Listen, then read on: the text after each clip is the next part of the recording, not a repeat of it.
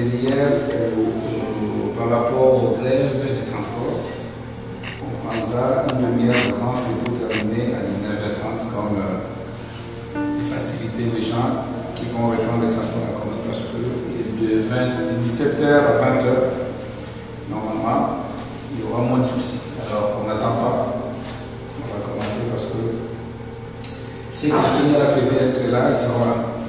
Il viendra se rejoindre à nous et nous allons prier le Seigneur.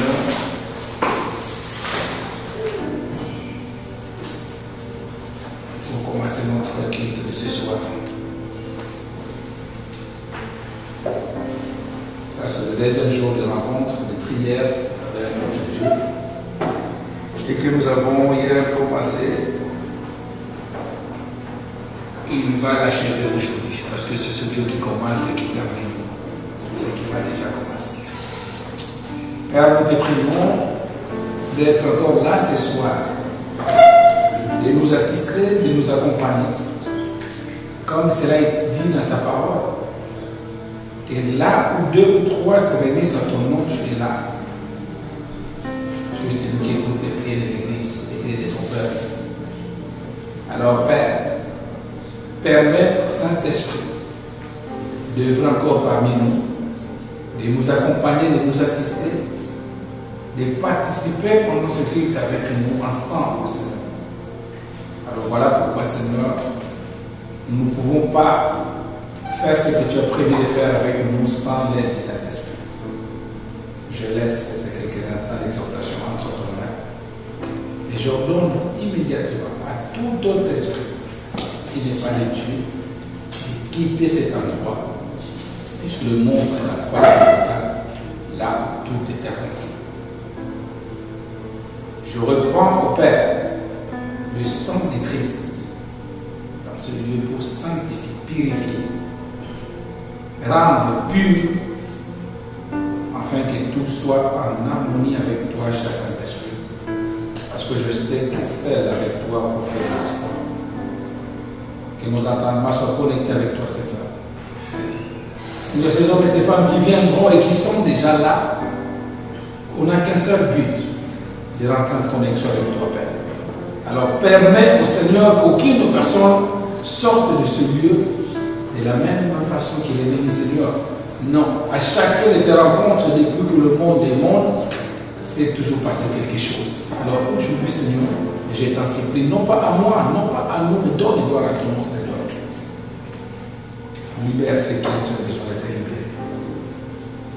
Et glorifie-toi dans la vie de chacun et de chaque personne qui attend de toi quelque chose, Seigneur. Nous te bénissons et nous te laissons place dès à présent, Saint-Esprit. Au nom de Jésus-Christ. Amen. Matthieu chapitre 27. Le thème que nous avons prévu de clôturer cette première séance, cette première semaine, les tombeaux et vides. Hier, nous avons parlé de la rendez-vous de Golgotha. Nous avons vu les effets de Golgotha. On s'était dit que Golgotha n'était pas simplement les sacrifices ou le calvaire, mais nous avons vu les avantages de Golgotha. Et nous avons terminé par le 7 saison de cette attitude qu'un chrétien peut traverser dans sa vie spirituelle. Et aujourd'hui, nous allons entamer Matthieu chapitre 27. Nous allons prendre à partir du verset 45.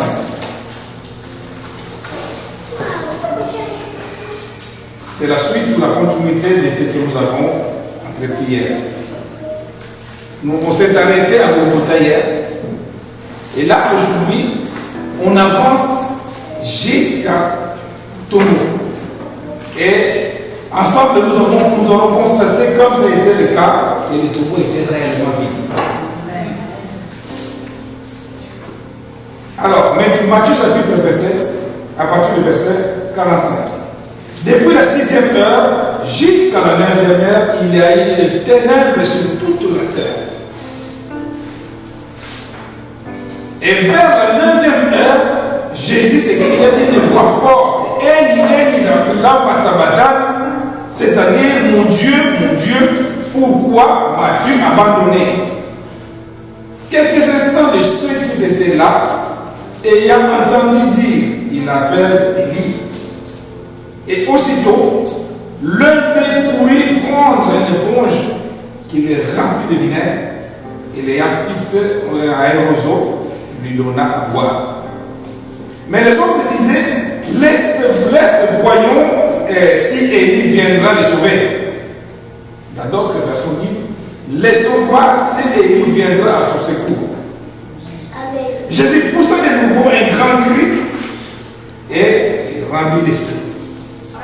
Là, on arrive au stade où Christ rend l'esprit. On ne parle toujours pas de mort. Alors, et voici le voile du temple se déchira en deux, depuis le haut jusqu'en bas. La terre trembla, les rochers se fendirent, les sépulcres s'ouvrent et plusieurs corps de saints qui étaient morts ressuscitèrent. C'est des événements qui s'en suivent. Étant sortis des sépulcres après la résurrection de Jésus, ils entrèrent dans la ville des saints et apparurent à un grand nombre de personnes, les centeniers et ceux qui étaient avec lui pour lui garder Jésus. Ils virent le tremblement de la terre et ce qui venait se passer, qui venait d'arriver. Ils furent saisis d'une grande frayeur et dirent, assurément, cet homme était réellement le Fils de Dieu. Il y a des mots ou des phrases qu'il faut souligner quand on fait la lecture dans la Bible. Assurément, cet homme qui vient de rendre l'esprit était Fils de Dieu. Une confirmation qui se donne. Il y avait là plusieurs femmes qui regardaient de loin, qui n'osaient pas s'avancer, qui avaient accompagné Jésus-Christ depuis la Galilée pour les servir. Parmi elles, il y avait Marie de Magdala, Marie, mère de Jacques et de Joseph, et la mère du fils de Zébédée. On rentre maintenant une autre.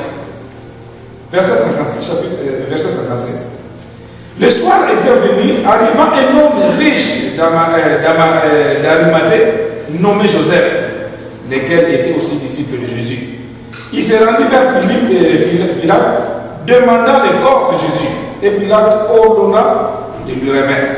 Joseph prit le corps, enveloppa de linceul blanc et le déposa dans le sépulcre neuf qui s'était fait tailler dans le roc. Puis il roula d'une grande pierre à l'entrée du sépulcre et s'en alla. Marie de Magdala et l'autre Marie étaient là assises vis-à-vis du sépulcre. Le lendemain, qui était le jour après la préparation, les principaux sacrificateurs, le pharisien, allèrent ensemble auprès de Pilate. Ils dirent, Seigneur, nous nous souvenons de ce que cet imposteur a dit quand il est encore vivant, qu'après 3 jours, je ressusciterai.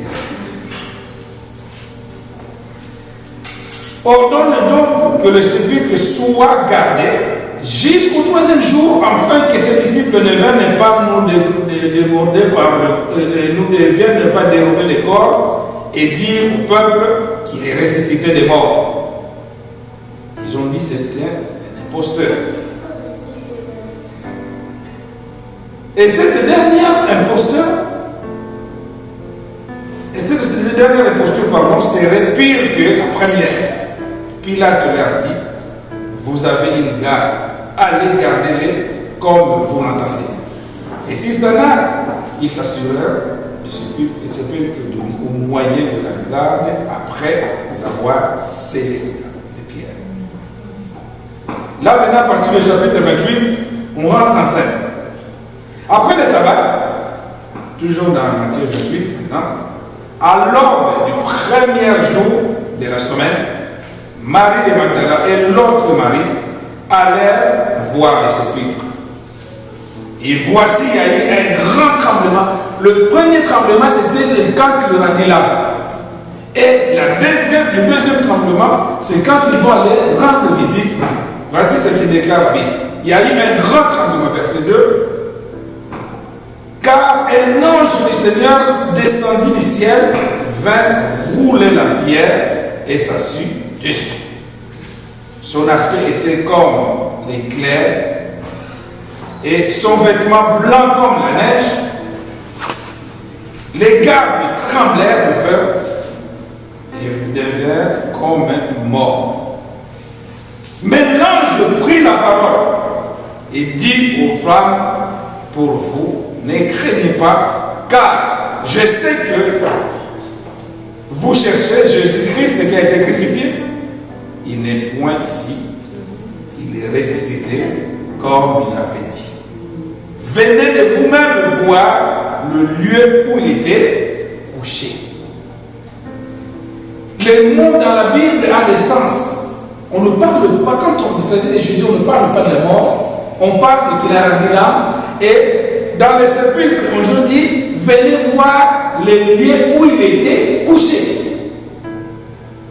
Donc, quand on lit la Bible, on médite la Bible, il faut vraiment comprendre l'essence de chaque mot. La Bible est claire.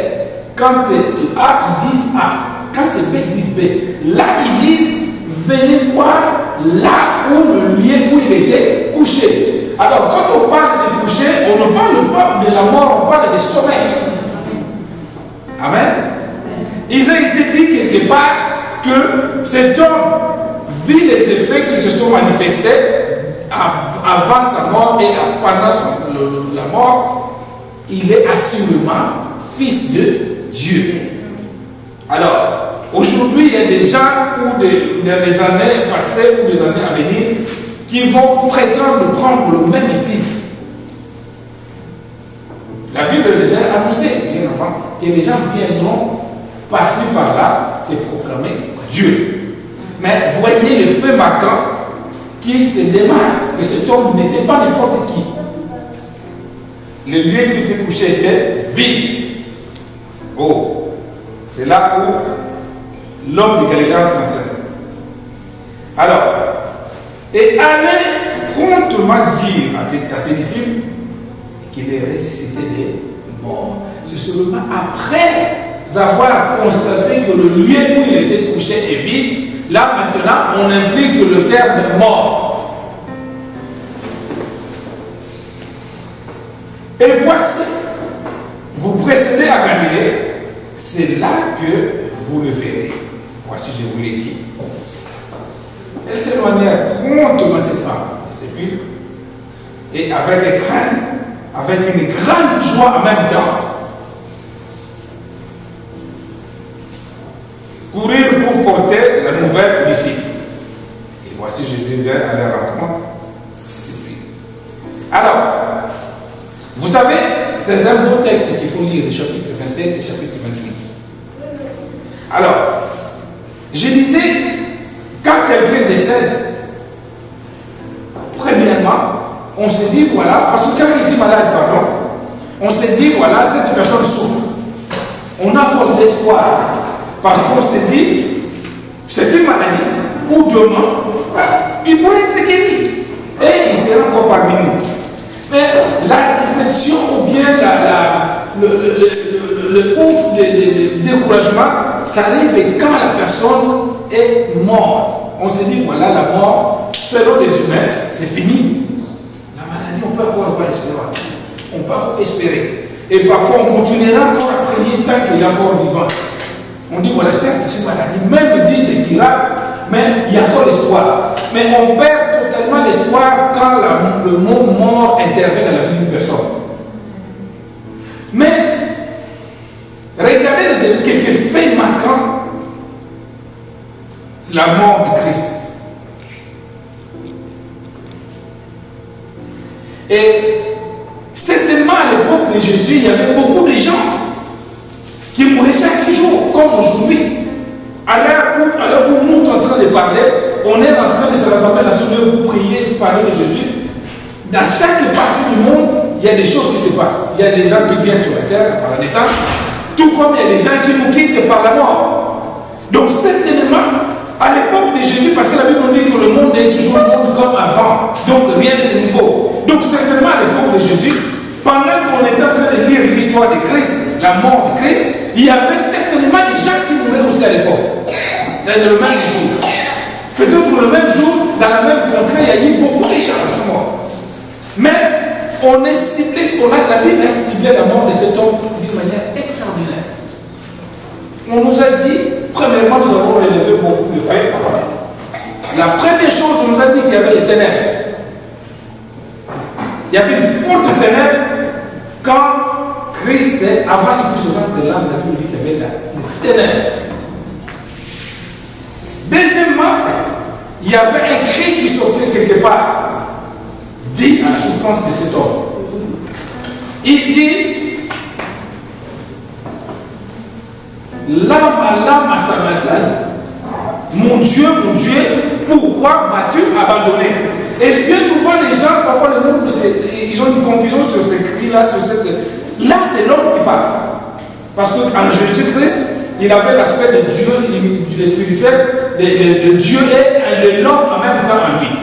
Donc, la souffrance maintenant, quand ça montait, comme tout homme, il souffrait. C'est pour cela qu'on dit dans la parole de Dieu que nous devons toujours prier au nom de Jésus, terminer nos prières au nom de Jésus. Parce qu'en tant qu'humain, il a vécu entre 33 ans sur la terre, il a su comprendre la souffrance qu'un être humain peut avoir. Donc, quand tu fais ta prière, ne termine pas par le nom du Saint-Esprit, tu dis voilà, je prie pour cela, je demande Saint-Esprit, Amen. Non. Finis toujours par le nom de Jésus-Christ, parce que Jésus-Christ, il a vécu comme toi et moi, chair et os, pendant 33 ans. Donc, quand tu pries pour une maladie, lui, il n'avait jamais été malade, mais il a côtoyé des gens qui ont souffert. Quand tu pries pour la famille, il a peut-être pas vécu sur même chose, mais il a vécu la famille par le geste de prière. Donc, il te comprendra très bien. Amen. Et là, quand il parle de l'âme à Samaritain, c'est-à-dire la souffrance qu'il avait à lui poussait à souffrir comme tout le monde, à crier tout le monde. Il dit, mon Dieu, pourquoi m'as-tu abandonné? Alors quelqu'un me posait un jour la question, il dit, mais lui qui était Dieu, pourquoi il ne pouvait pas se séparer tout seul? Non. Là, en tant qu'homme, il a mérité le même châtiment. La Bible nous dit que le salaire du péché, c'est la mort. Donc, Dieu s'est dit, tu as quitté le trône avec toute la gloire, tu as accepté de prendre la place de ces pécheurs, donc tu vas subir le même peine, parce que la Bible nous dit que Dieu, il est le Dieu de justice. Donc, à ce moment-là, même la Bible est claire qu'il fait accepter de personne. Donc, à ce moment-là, non étant Jésus-Christ le Seigneur, mais Jésus-Christ en tant qu'homme qui a accepté de devenir pécheur pour que toi et moi, nous puissions voir la joie d'être pardonné. Il subissait le même sort, la même punition que tout péché. Tout pécheur. Donc, nous avons vu que le premier événement qui annonça cela, c'est que l'Éternel est sur la terre. Et deuxièmement, il poussait un cri de souffrance. Parce qu'il devait passer par la même chose que nous. Et il y a quelque chose que nous avons aussi compris, nous allons devoir comprendre aussi dans verset 50. Je vais que nous puissions le revoir rapidement. Pour ceux qui sont arrivés à l'état, on va aller de Matthieu chapitre 25.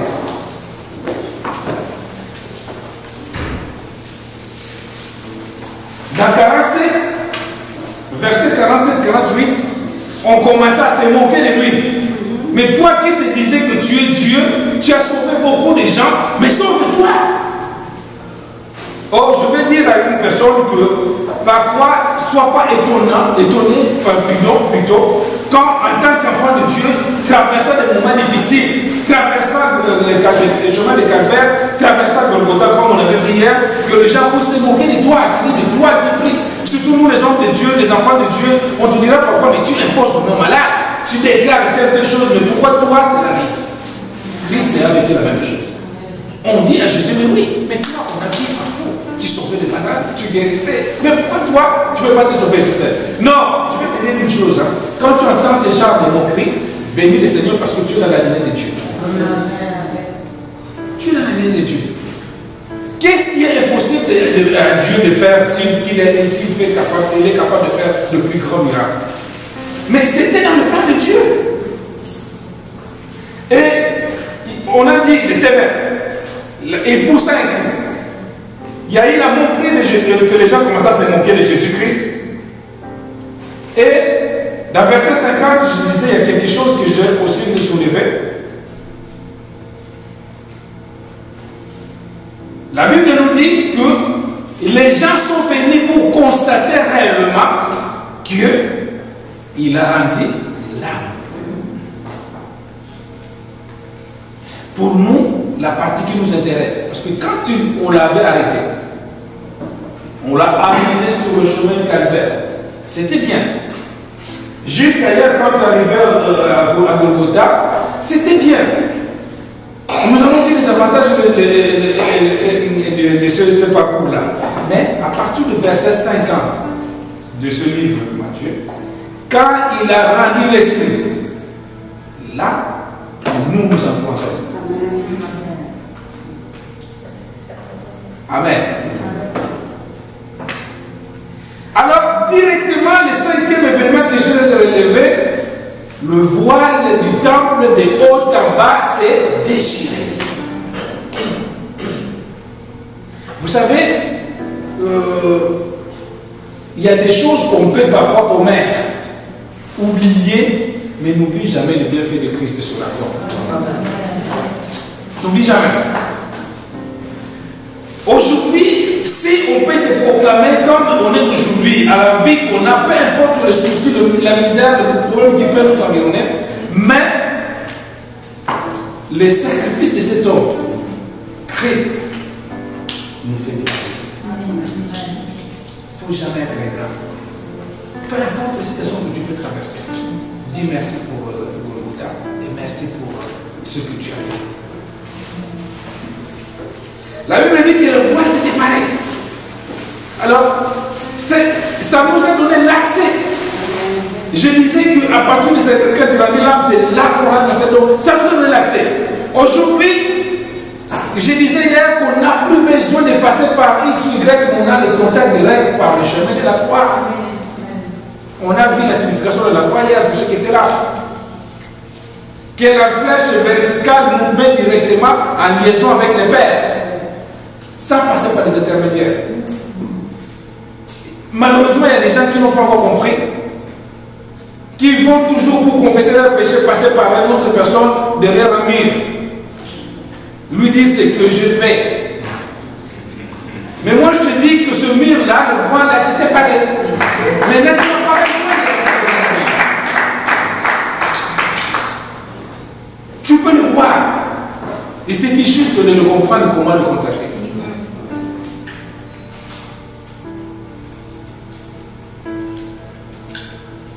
Laisse les gens parfois. Ils ont dit que tu es fils de Dieu. Tu as dit que tu es fils de Dieu. Et pourtant, on vient de lire tout à l'heure que les gens eux-mêmes nous dit, la Bible nous dit que au fil de ce moment qui s'est passé avant et après la mort de cet homme, ils ont dit assurément cet homme était le fils de Dieu.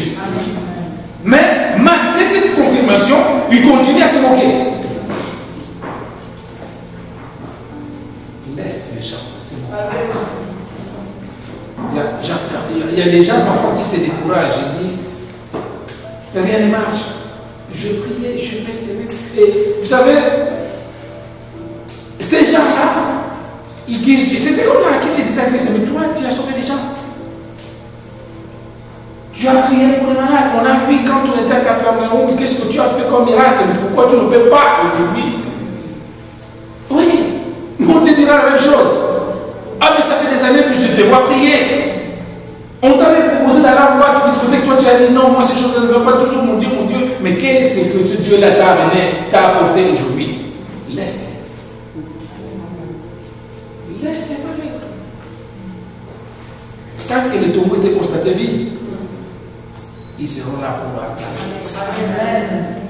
Alors, ce même gens, la Bible nous dit que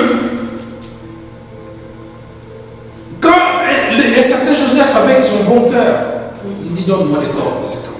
Il connaissait l'importance. Je disais hier deux choses.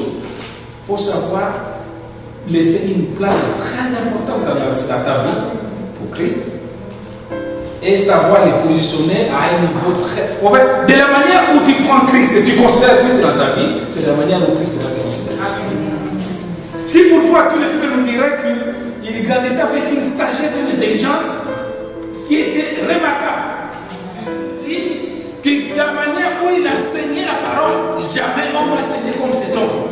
Et voir même le jour de sa mort, la Bible nous dit qu'il y a beaucoup de gens qui ont disparu pendant cette période-là, mais la disparition de Christ, c'est différent. Malgré cela, les gens continuent à lutter. Laisse-les continuer à lutter de ta foi. Laisse-les parler. Vous savez, il faut que les gens parlent pour nous permettre d'avancer. Laisse les gens. En fait, si les gens ne parlent pas du mal de toi, il ne faut pas se réjouir. Tu te diras, voilà, tout va bien. Non, il faut que les gens parlent du mal. Ça permet de pousser.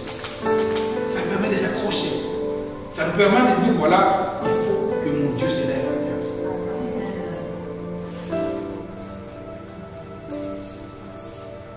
Il dira au chapitre 27, verset 63, il dit, cet homme c'était un imposteur. Maintenant la mort est constatée. La mort constatée, il dit, cet imposteur nous a dit que le troisième jour, Amen. Il nous dit que cet imposteur a dit le troisième jour, ils avaient dit quand il était encore vivant. Et pourtant, jusque-là, la Bible ne parle pas de Christ comme mort, mais il parle de Christ comme il a juste rendu l'esprit. Tu sais, quand on se couche, on dort plutôt. La nuit, la conscience s'éteint.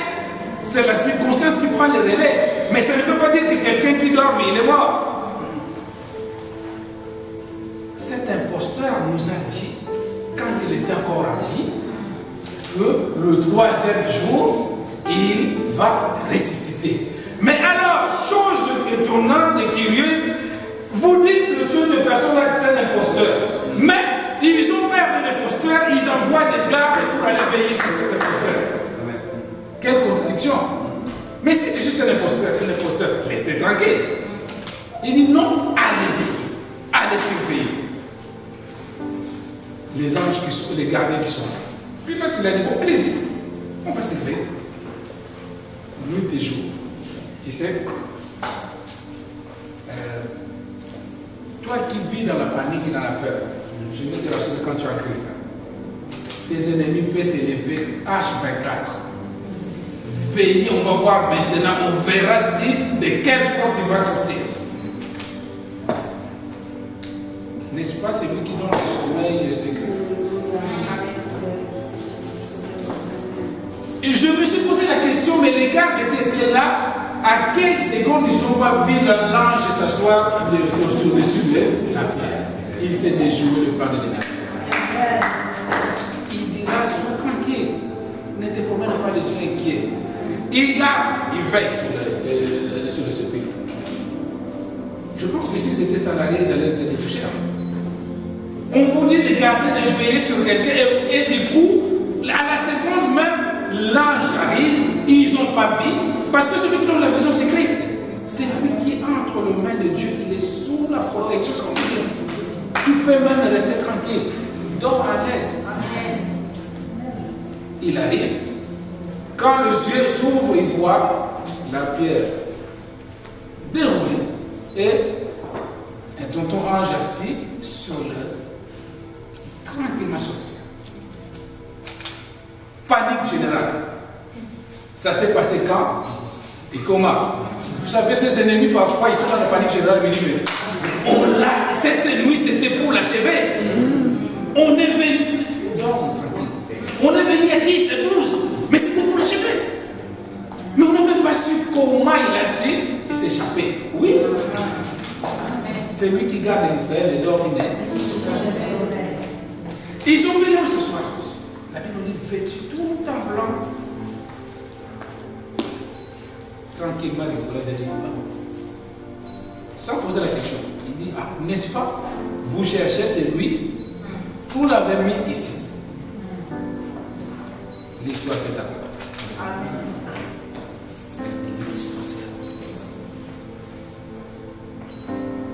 Donc, en fait, il y a un moment dans ta vie, tes ennemis n'auront plus des explications à te donner, c'est juste de dire oui, amen. Oui, ils auront plus d'explications. À un moment donné, ils seront obligés de dire juste oui, amen. Même s'ils ne comprennent pas le sens de oui, amen, mais à un moment donné, ils seront d'accord. Amen. Oui. Ils regardent comme ça, on l'attendait à ses 16 ans, mais là, il arrive à faire 5 ans quand même. Et pourtant, il y a un contrat qui était signé qu'à 16 ans, il doit mourir. Waouh! Mais on avait décidé de ne plus avoir d'enfant dans sa vie, personne, aucun enfant. Mais là, il a 2 grands garçons et waouh! Il arrive à un moment qu'ils n'ont plus le choix. Tant que tu t'accroches à ce homme de Christ. L'ange vient et les femmes viennent constater. Vous savez, je disais qu'à partir du verset 50, quand il a rendu l'âme, il a soupiré, c'est là où tu es rentré enceinte de l'histoire. Tu rentres enceinte de l'histoire. Alors, je pense que les femmes, tout ce qui attendait, qui était patiemment accroché à la vie de Christ, ils se s'étaient dit à un moment, ils disent, waouh, vraiment cet homme, c'est vrai. Ah, c'est vrai, cet homme. On espérait encore. On croyait que comme il faisait un miracle, quelque chose va se passer. Il y a des choses aussi qui arrivent dans nos vies comme ça. On s'est dit, voilà, bon. C'est pour cela qu'une mauvaise façon de prier ne donne pas d'ultimatum à Christ. Seigneur, jusqu'à fin janvier, si tu ne fais pas ceci, il est souverain. Amen. Tu risques de rentrer dans cette étape où tu te diras pas. Parce qu'en fait, il y a 2 choses de mauvais dans cette genre de prière. Tu te dis, voilà Seigneur, jusqu'à fin janvier, si tu ne me donnes pas cela, mais il se peut que lui, dans son calendrier, dans son plan, c'était prévu octobre. Tu repousses l'échéance. Parce qu'il obéit, il est très obéissant, très démocrate. Il est souhaitable de lui dire, Seigneur, que cette volonté se fasse. Parce que dans la volonté de Dieu, il y a le temps, il y a la minute, il y a la période et la seconde. Et il y a aussi le degré de ta foi. Parce qu'il connaît aussi ta foi. Alors, ils disent, voilà, c'est fini. Comme on met le corps dans les sépulcres. Donc là, c'est fini. Vous savez, il y a 2 histoires parallèles dans la Bible où la mort a été constatée, mais après, selon les hommes, mais après, selon Dieu, c'était juste un profond sommeil. On a le cas de Lazare, dans Jean 11. Vous savez, en Christ, la mort n'a pas la même signification que le monde. Certainement, le médecin peut te dire que voilà, après un bilan échographique, après un bilan cardiogramme, après tel ou tel bilan, tout est fini. Non! Ou bien aucun organe ne fonctionne. Ça, c'est la mort physique et la mort spirituelle n'a aucun sens. N'a aucun rapport plutôt. Parce que dans le 2 cas, que ce soit dans le cas de Lazare ou dans le cas de Christ, la mort physique a été constatée, selon les hommes. Mais dans le 2 cas, la Bible n'utilise pas le terme mort. Tout à l'heure, on a dit que quand ils sont allés dans le sépulcre, ils ont constaté la place où il était couché. Et pour le cas de Lazare, on nous dira que Lazare, il dormait. Mais regarde comment le diable nous fait marcher dans nos pensées, dans nos idées, en sortant des diagnostics médicaux qui disent voilà, telle chose est morte en toi. Il y a certains chrétiens même qui voilà, les poussent jusqu'à se dire voilà, je vais en finir parce que le diagnostic est sorti. Mais non. Parce que la mort n'a pas le même sens. Et d'ailleurs, la mort n'existe pas. N'existe pas.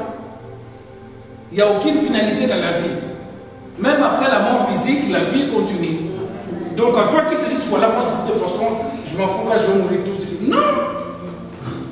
La vie continue. Alors, il est autant, comme la mort n'existe pas, de ton vivant sur la terre, de ton existence sur la terre, de ton séjour sur la terre, il est très conseillé de choisir l'endroit où tu passeras. En fait, la mort, c'est juste de passer de l'autre côté. Pourquoi ça nous effraie? Pourquoi on reste dans le flou des interrogations? Parce que c'est comme de l'autre côté du mur, nous ne savons pas ce qui se passe là-bas. La mort, c'est justement ça. Donc, on quitte de ce côté-là, on va de l'autre côté. Et ceux qui sont là-bas, il y a beaucoup de philosophes. Il y a beaucoup de... Je ne sais pas si vous avez suivi un reportage où les scientifiques, tellement qu'ils cherchent à tout savoir, croyant qu'ils auront la sagesse de Dieu, ils ont mis une caméra dans un cercueil. Je ne sais pas si vous avez suivi. Il y a cette chose. Suivez parfois la télé, ne regardez pas seulement les chansons religieuses. Suivez parfois le documentaire, c'est important.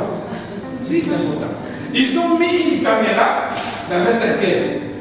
Alors, ils ont voulu imaginer, savoir, quand on enterre une personne, comment ça se passe par la suite. Vous savez, la suite, c'est quoi? Tout était, quand ils sont dans cette terre, tout était nommé. La sagesse de Dieu, personne ne peut rentrer dans l'intimité. La Bible nous dit que ce qui est révélé est à nous, ce qui n'a pas voulu révéler reste à Dieu. Alors, les gardiens, les anges, ceux qui étaient là pour veiller, ils voient, ils arrivent de toutes les façons. Parce que dans les traditions juives, quand on enterre, à l'époque, on mettait une grosse pierre sur le tombeau. Ils ont fait la même chose. Ils arrivent à ce moment-là le matin, la pierre déroulée. Une personne assise dessus, la pierre. C'est tout simplement montrer que cette grosse pierre, qui est un gros fardeau qui te porte en toi, que le diable t'a mis. Là, Dieu a envoyé un ange spécial pour dérouler cela et il s'est assis dessus. Vous savez, quand on s'assoit sur quelque chose, c'est pour marquer cela, pour montrer réellement que c'est là. C'est là pour venir la parole de Dieu nous révéler que ne regarde pas la grandeur du problème, mais regarde la grandeur de Dieu. Quelle est la force du l'ange l'avait? Il a poussé la pierre et il s'est assis dessus. Il est là, il a la même position que toi. Le diable te fait croire, regarde, soucis, regarde. Non, il y a un ange spécialement qui est venu, qui s'est assis sur tes problèmes. Il est assis sur tes problèmes. Il dit après, il dit, c'était bien là qu'on l'avait attendu. Il s'approche. Il s'approche. La Bible dit qu'il tremblait de ces femmes-là. Merci aux femmes. C'est vrai, de ce côté-là, je vous aime. Parce que c'est un esprit qui était long, proche. Je me rappelle de celui qui était capable, même si tu touches mon père, je suis là, écoute l'oreille. Les femmes étaient là. Bien que tremblant, ça ne sait pas qu'est-ce qui allait se passer. Mais ils arrivent là. Ouais. Ils ont constaté de leurs yeux que réellement le tombeau est.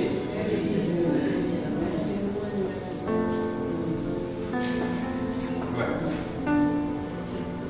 Le mot fin n'a pas de sens dans le langage de Dieu. N'a pas de sens. C'est pour cela que n'accepte pas de mettre fin à une partie de ta vie. Ou ne permet à personne de mettre fin dans ta vie parce que le mot fin dans la langage de Dieu n'existe pas. Quand on dit alpha et oméga en grec, c'est-à-dire c'est l'infini. C'est en français qu'on a dit voilà alpha début, oméga fin, mais en grec, dans la tradition grecque, dans l'étymologie grecque, c'est l'infini. On ne peut pas mettre un point à l'infini. C'est comme si on commençait à écrire des chiffres, des nombres aujourd'hui. On te demande de compter de 1 jusqu'à l'infini. Amen. On te demande de compter de 1 jusqu'à l'infini. Ta vie a ce sens-là. Ne permets pas. Ni à toi-même, parce que, en fait, la personne qui veut mettre un point dans ta vie, ça pourrait être toi-même. Par ta manière de voir les choses. Pourquoi l'homme peut mettre un point sur sa vie? parce qu'il a une vision très faible de sa vie. Et je vais te rassurer. Si toi tu as une vision très faible de ta vie, mais ton Créateur a une vision très large. Il y a certaines personnes malheureusement qui partent, qui quittent le monde sans avoir fait les 1/3, je dis, de ce que Dieu a écrit sur leur vie. Même, je dis les 1/3, je suis encore très gentil. Donc, c'est là que moi, depuis que j'ai compris ce sens-là, chaque seconde de ma vie est précieuse. Très précieuse. Ne les gaspille pas quand tu as la connaissance de Dieu. Ne les gaspille pas. Parce qu'il y a des choses qui peuvent se passer dans ta vie à une seconde. 3 jours. Pourquoi 3 jours? Il pouvait prédire que voilà, je meurs aujourd'hui et je vais me ressusciter dans 10 secondes. Mais vous savez, déjà avant même, il a annoncé prophétiquement, on la traite de l'imposteur. Mais si ça dirait qu'une seconde, qui allait me croire? Et tu te dis, mais ça fait des années, mes problèmes dit. J'ai fait telle démarche, je fais, ce fait-là, j'ai fait, mais ça dit depuis des années, des mois. Oui, mais si ça dit que quelques jours, qui va te croire de ton témoignage? Quelqu'un qui dira, voilà, moi j'ai été sans papier durant 3 jours. Il dit, mais c'est normal, le temps que la réponse arrive. Cette femme, on dit qu'aujourd'hui, elle est devenue célèbre. On ne peut même pas son nom ni son prénom. La femme perd des sangs. Mais si ça dirait que 5 jours, on a dit que c'est des règles normales. Mais quand ça dépasse l'entendement de l'homme, ça rentre dans l'histoire.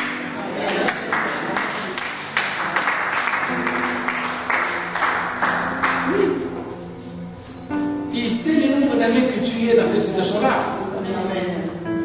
Il sait le nombre de fleurs que tu as versées, de larmes que tu as versées. Il sait. Regardez l'histoire. De toutes les personnes qui ont marqué l'histoire de la Bible, vous savez, les livres saints, la Bible. Ce n'est pas n'importe qui a eu l'occasion de rentrer dans la Bible. Non, c'est un livre sacré.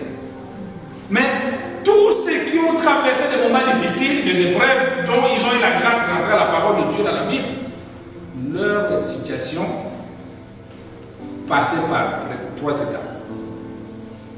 C'est la même procédure que tu dois comprendre. La première étape, c'est l'étape de constatation. Il faut qu'on constate tes problèmes. Tant que le problème n'est pas constaté, on ne peut pas dire qu'il y a un problème. Est-ce que quelqu'un me suit? L'étape de constatation. Il faut qu'on constate. On ne peut pas dire à quelqu'un qu'il a de la fièvre tant qu'on n'a pas constaté qu'il a plus de 39, 38 ans. Donc, tu es peut-être à l'étape de constatation. Ah, j'ai remarqué, j'ai constaté qu'il y a un tel dérèglement dans ma vie, dans ma situation. Merci Seigneur si tu l'as déjà constaté, parce qu'il y a certaines personnes qui n'ont jamais constaté. Ils ont 45 de fièvre, mais ils savent qu'ils ont la fièvre. Leur vie ne va pas bien, mais ils trouvent ça normal. Parfois, il y a certaines personnes qui nous disent, mais tu ne trouves pas qu'à 45 ans, tu n'as pas de toi, mais c'est pas normal. Ah bon, c'est normal. Oh, mais je croyais que c'était non. Il faut d'abord l'étape de constatation.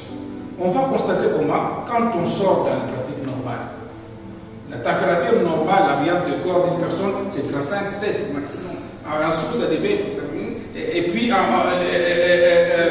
au-dessus, ça devient la fièvre. Donc, quand je vois dans ma vie qu'il y a des choses qui étaient prévues normalement à telle posture, moi c'est le contraire, je constate. Premièrement, c'est la constatation. La deuxième étape, selon notre Dieu, il nous amène à l'étape de pourriture de choses. Il faut que les choses puissent se pourrir, il faut que la situation devienne à la finition des choses. C'est-à-dire, ça doit durer, pour permettre, quand on parle du nom durer, c'est-à-dire il faut que les choses-là arrivent à un moment où le normal ne peut rien faire. Quand on parle de miracle, ce sont des choses qui s'opèrent d'une manière surnaturelle. On a de la fièvre, comprimé de Doliprane et ça part. C'est normal. C'est peut-être le fait que là il dit parce qu'il y a telle chose. changement climatique. Mais je prends on a constaté de la fièvre, je prends la doliprane, ça ne part pas, je prends la doliprane, ça ne part pas, je prends l'antibiotique, je passe à l'antibiotique. Souvent c'est ça qu'on fait. L'antibiotique, ça ne passe pas, je vais voir le médecin, prise de sang, on ne trouve rien, je vais voir le médecin, tel bilan d'examen, bactéries d'examen, rien. La situation commence à brûler. C'est seulement quand la situation commence à pourrir, c'est là où Christ rentre en scène. C'est il fallait 3 jours. Il fallait 3 jours. Ces 3 jours là, une sens significatif de la parole. Je vous dirai un jour qu'est-ce qui s'est passé dans ces 3 jours. Combien de jours? Et la Bible nous dit quelque part qu'un jour équivaut à 1000 ans. Et 1000 ans équivalent à un jour. Donc je dirais que parmi nous, aucune situation a duré 1000 ans. Parce que personne n'a entre nous à 1000 ans. Pourquoi tu étais là-bas? Pourquoi tu t'inquiètes? C'est peut-être juste le deuxième jour selon le plan de Dieu. Nous ne lisons pas les jours de la même façon que Dieu. C'est peut-être juste le deuxième jour. Et même les chrétiens parfois se suicident. Ah, la situation, j'ai tout tenté, c'est fini. La mort n'existe pas, la fin n'existe pas. Et seulement au bout du 3e jour, c'est là où ils ont constaté réellement que c'est fini. Alors, quand la mort de Christ a été constatée, nous bénéficions de la faveur. Nous avons bénéficié de la faveur. Il ne serait pas mort. Nous n'aurons pas l'héritage que nous avons aujourd'hui. Parce qu'il nous a promis l'héritage, nous sommes des héritiers. Et c'est simplement que le testateur meurt, c'est là où on a le part à notre héritage. Tu es ayant droit, co-héritier de Christ. Donc, pendant qu'il était encore vivant, ces 33 ans de service, notre part restait encore bloquée.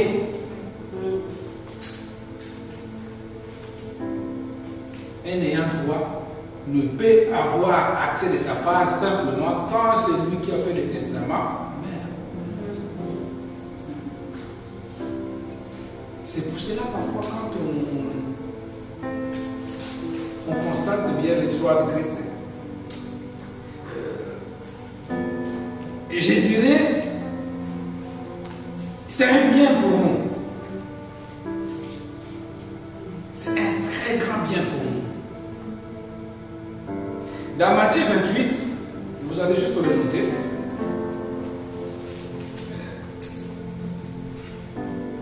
Il y a eu un panique à un moment.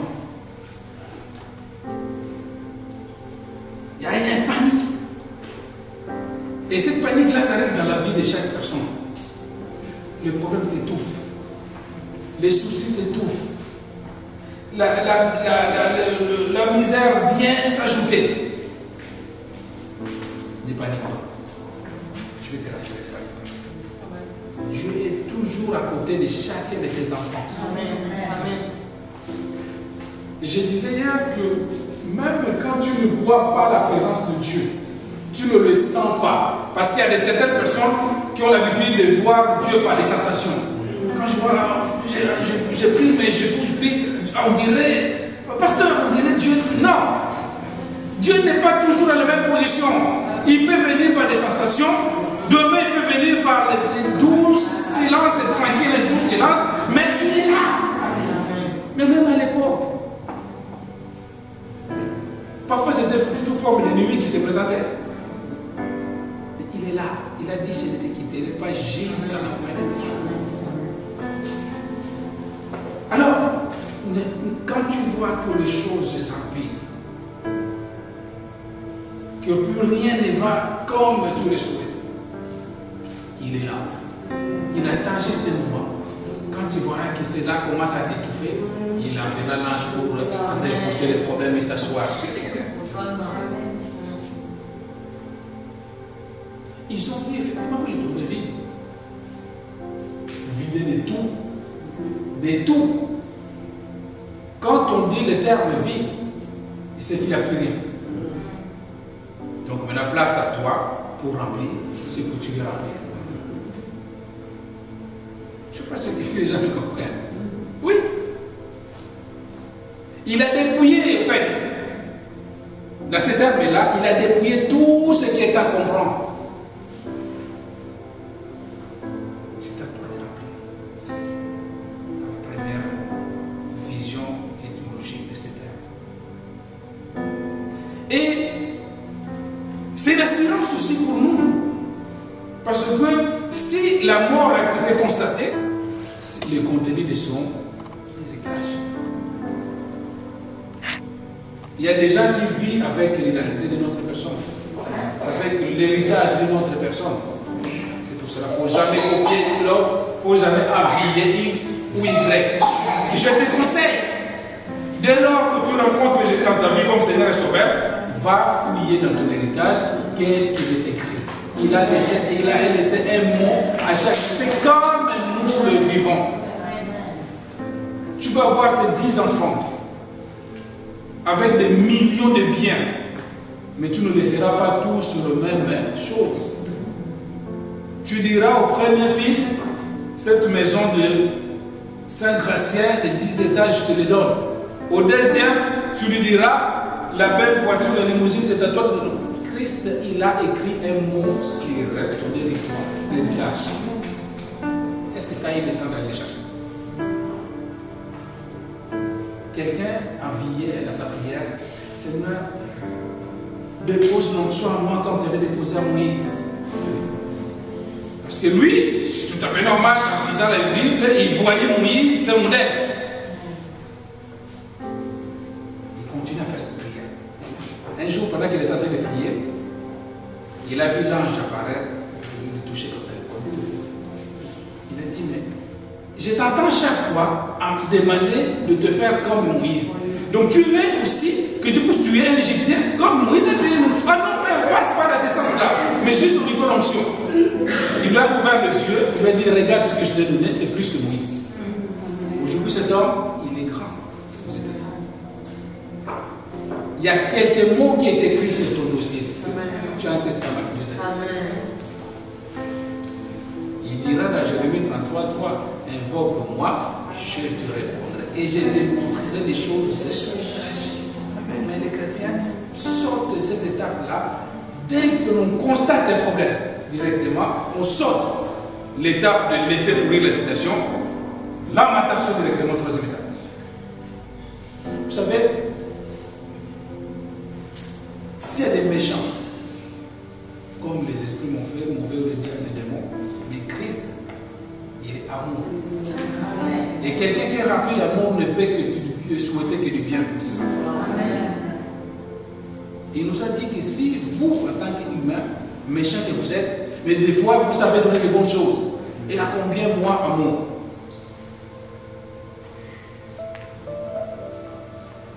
Oui, effectivement, je te rassure que le tombeau est vide.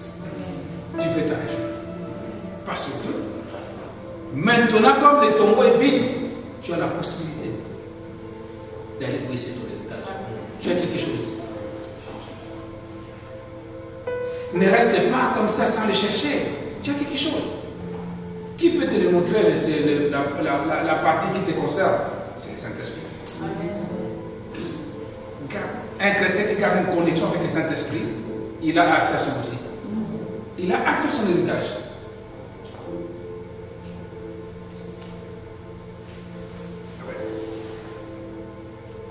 Il y a 3000 ans, cela s'est passé. Il y a 3000 ans, cela s'est passé. Et je vais te rappeler ce soir que tu as une part d'héritage qui t'attend, que tu n'as pas encore récupéré. On peut. Ne vis pas avec la vie d'une autre personne. Vis-toi. Refuse de vivre avec la vie d'une autre personne. Parce que les termes accompagnement, accompagnateur n'existent pas dans le langage de Dieu. Tu n'es pas venu accompagner les gens sur la terre. Non, tu es venu vivre. Et j'aime toujours rappeler, ne prends pas la vie juste dans le contexte de respirer, dormir et se réveiller. Non. Mais la vie englobe beaucoup de choses. Donc tu es venu vivre sur la terre. Et tu as le testament qui t'attend.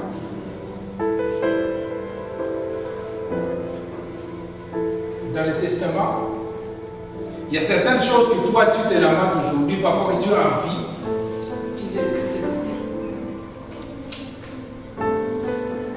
La santé que tu cherches, parfois, aller chercher à gauche, à droite par des charlatans. Il est écrit à une partie de ton testament, il dit, je souhaite que tu sois en bonne santé. Est-ce que tu as cette bonne santé-là?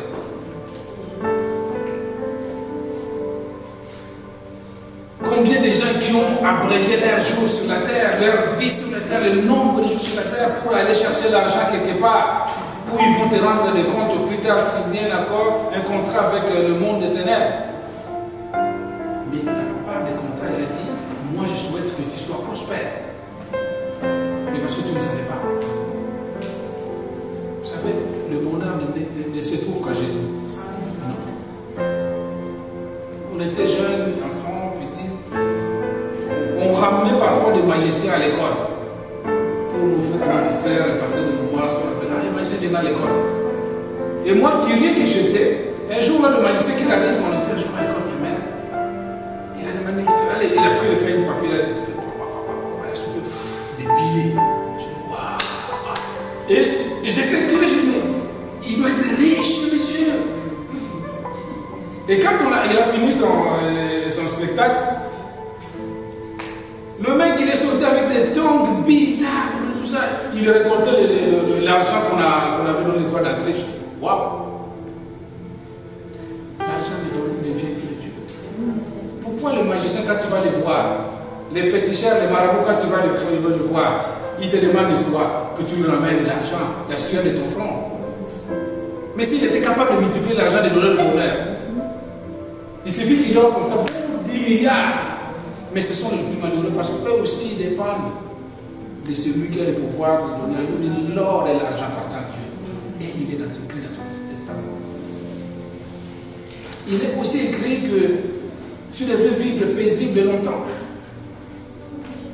On avait vu hier pour ceux qui étaient là que l'une des étapes que Dieu a prévues dans la vie d'une personne et des chrétiens, un moment de réjouissance aussi. Tu dois te jouir de la vie sur la terre.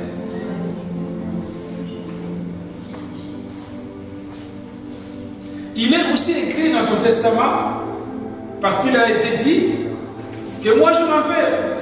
Je vais préparer une place, pour que vous puissiez me suivre là où j'irai. Donc forcément, le souhait de Dieu est que tu puisses le rejoindre là où tu es. Là où il est. Nous devons le préparer. Pour ça, je dis qu'à chaque seconde que le Seigneur permet que nous puissions vivre, il faut l'utiliser à ton mission. Chaque seconde que le Seigneur permet que tu puisses vivre, il faut simplement se poser la question, se réveiller le matin, parfois on a l'habitude de dire merci Seigneur parce que tu m'as gardé toute la nuit, je suis debout. Mais qu'est-ce que je fais de 6 heures que tu m'as réveillé jusqu'à minuit où je vais me coucher? Chaque seconde que Dieu te donne, il faut l'utiliser à fond escient parce que chaque seconde, il y a des gens qui rentrent là.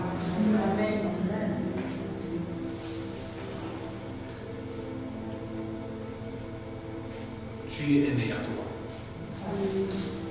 Aîné à toi n'a aucun effort à faire, à fournir. C'est comme nous avons des cartes de sécurité sociale ou des assurances. Nos enfants, nos maris, nos épouses sont des ayants droit. Moi, ma femme, il ne sait même pas comment je travaille, mais elle est ayant droit dans ma carte parce qu'elle fait partie de la famille. Amen. Ne cherche pas ça avec Christ. Par Christ, c'est pareil. Il ne sait même pas que là où tu vis, qu'est-ce que tu es, mais tu es ayant droit dans les cartes de Christ et l'héritage de Christ. Donc, bénis le Seigneur pour cela. Le tombeau est vide. Aujourd'hui, il va récupérer les dossiers, l'héritage. Le testament, il est quelque part. Fouille d'abord dedans, qu'est-ce que tu as, qu'est-ce qu'il a été légué. Le mariage, j'en vois parfois. Des ayants droit de marier, des ayants droit de mariage. Parfois même rater les ciels à cause des soucis, des choses qu'ils ont droit.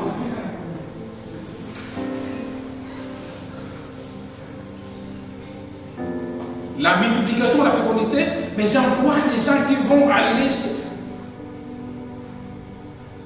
J'ai conseillé à une soeur, à Serge. Elle a prié. Première année, deuxième année, troisième année, quatrième année. Il y a une de ses collègues qui travaille qui lui dit moi aussi je suis chrétien. Méfiez-vous des gens qui disent, moi aussi je suis chrétien, je suis comme toi. Tu es fonctionnaire, moi aussi je suis fonctionnaire. Tu es salarié, moi je suis salarié. Je suis chrétien, moi aussi je suis chrétien. Méfiez-vous des gens. Ta vie n'a rien à former avec les termes de quelque chose. Amen. Parce que quand Christ nous a créés, il a bien souligné, j'ai été créé à l'image de Dieu. Nulle part dans la Bible qui est écrit, j'ai été créé à l'image de ta soeur. Ou de ton père. La soeur va nous voir et lui dit, je suis passé par le même cas. Mais je connais une dame. Il a dit au début, moi aussi je suis chrétien. Et je connais une dame. Cette dame-là, elle s'appelle Tic-Tac. Je suis allé les voir au mois de mars. Au mois de septembre de notre année, j'ai eu des jumeaux. Ça ne rate pas. Elle prie aussi, hein, comme nous. L'avion jusqu'à Côte d'Ivoire. On lui a dit, voilà, mais il ne perd pas le niveau de tout pour le coup. Prends ce seau-là, va se laver 3 fois. C'est une petite cabane au bled là-bas. C'est même pas une douche. Elle qui était élevée dans une situation de standing.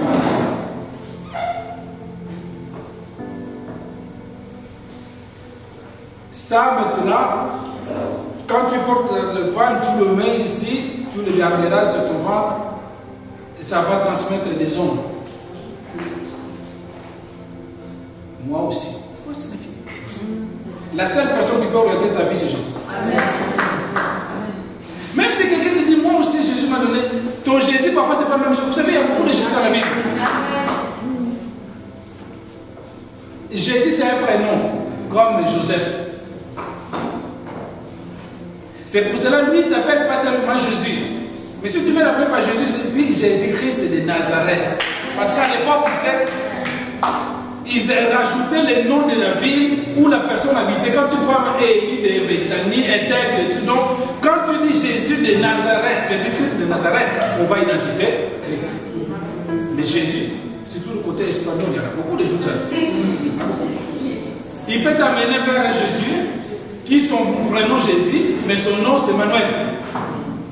Il ne fera pas la même chose que cet homme. Les tombeaux certainement vite. Et la suite. Et là, il y a ces deux jumeaux comme il le voulait.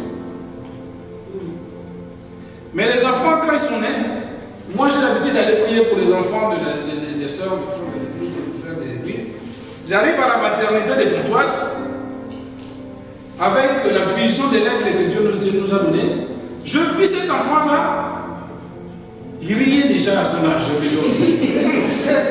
Je dis, mais ce petit-là, il est bizarre. Il dit, non, ils sont... Je dis, mais il est bizarre.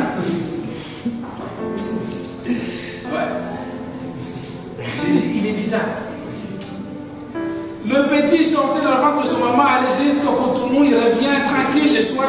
Parce que maman, il a dit qu'à un moment, vers le 5e, 6e mois, parfois il s'endormait, mais il ne voyait plus la grossesse. Tu sais, il y a des bébés qui sortent, là, des bébés mystiques. Ils sortent.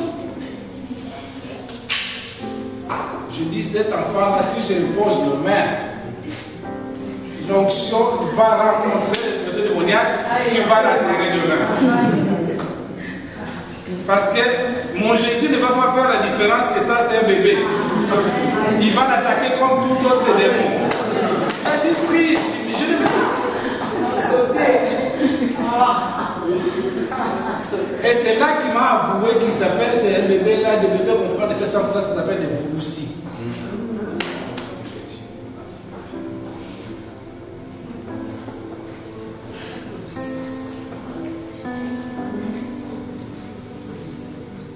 Ça l'a tiré plus de problèmes que de bonheur. Les tombeaux ici. Il y a ton testament qui est quelque part. Ce soir, nous prendrons quelques temps. On va vous libérer jusqu'à 17h, 19h. Mais je veux que tu puisses comprendre. Moi, quand le Seigneur me donne une vision des choses, il sait là où il va nous amener. Dans cette vision-là, il me dira, demande à mon peuple d'entrer réellement en profondeur de la prière. Et le 31 décembre, ce sera une célébration. Il faut que nous témoignions. Alors, on va fouiller dans notre testament. Parce que le tombeau est vide. Hier, on s'était arrêté à la phrase où il dira tout est accompli. Mais comme le tombeau est vide, c'est-à-dire, c'est lui qui a fait le testament, il est décédé. Et comme on a constaté la mort de celui qui nous a légué le testament, donc on a droit maintenant à notre part. Je vais terminer par cela. Il y a quelqu'un qui avait un problème de séjour. Il s'est battu, il écrivait de gauche à droite, il écrivait de gauche à droite. Un jour, tellement qu'il envoyait des courriers de partout à ONU, à des réfugiés, et ainsi de suite, il y a une des réponses qui a été donnée favorable. Les courriers, il avait un endroit où il allait récupérer le courrier, ça s'appelait à l'époque, je ne sais pas si ça existe encore aujourd'hui, la poste restreinte. C'est-à-dire ceux qui n'ont pas des adresses fixes, ils avaient un endroit, ils payaient un droit à la poste pour aller récupérer le courrier. Tellement qu'il était focalisé sur démarche. Il y a une réponse qui était venue. Et cette réponse-là s'attendait 6 mois. Jusqu'à ce que la poste, parce qu'il faut la renouveler tous les 3 mois, jusqu'à ce que la poste lui envoie un courrier et dit, mais monsieur, vous avez un courrier ici, mais ça fait plus de 6 mois. Il ouvre, il voit le courrier, il ouvre le courrier, attestation de réfugiés politiques. Il a été reconnu réfugié politique, ça fait 6 mois. Il continue les démarches. Lui, il continue les démarches. Des choses que tu es en train de chercher, peut-être dans le testament, ils sont encore là-bas. Lève-toi, frère. Je ne sais pas si tu m'as compris quelque part, ça t'amènera à un moment de prière.